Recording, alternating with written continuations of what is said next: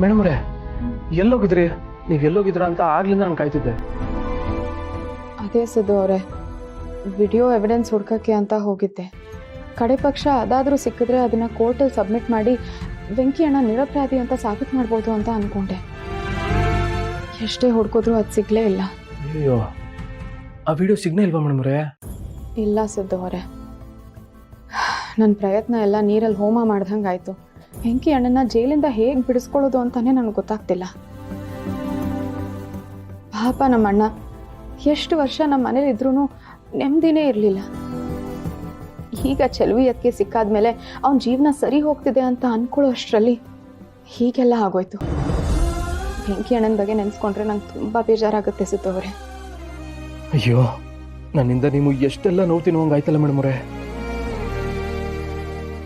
ಅಲ್ಲ, ಆ ಪಾಪಿಗೆ ಮನಸ್ಸಾಕ್ಷಿ ಅನ್ನೋದೇ ಇಲ್ವಾ? 2 ಜೀವ ತೆಗ್ದಿದ್ದಾನೆ, ಕನಿಕರನೇ ಇಲ್ವಾ ಅವನಿಗೆ?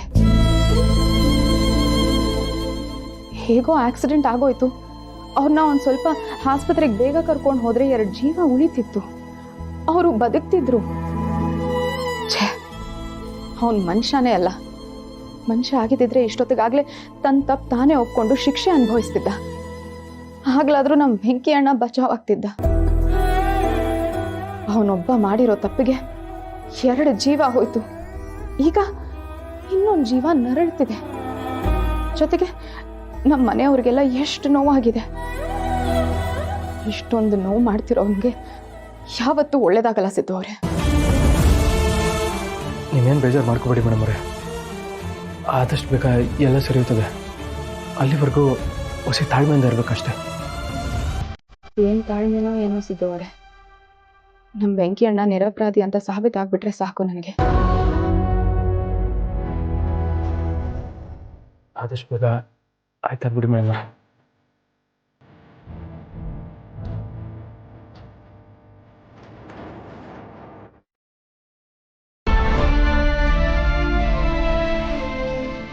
ಕ್ಷಮಿಸ್ಬಿಡಿ ಮೇಡಮ್ ಅವರೇ, ಇದಕ್ಕೆಲ್ಲ ನಾನೇ ಕಾರಣ. ನೀವು ಹೇಳ್ದಂಗೆ ನಾನೇ ತಪ್ಪಿತಸ್ಥಂತ ಹೇಳೋಕ್ಕಾಗದೆ ಬಿಡೋಕ್ಕಾಗದೆ ಒಳ್ಳೆ ಧರ್ಮ ಸಂಕಟದಾಗ ಸಿಕ್ಕಾಕೊಬಿಟ್ಟಿವಿ. ದಯವಿಟ್ಟು ನನ್ನ ಕ್ಷಮಿಸ್ಬಿಡಿ ಮೇಡಮ್ ಅವರೇ.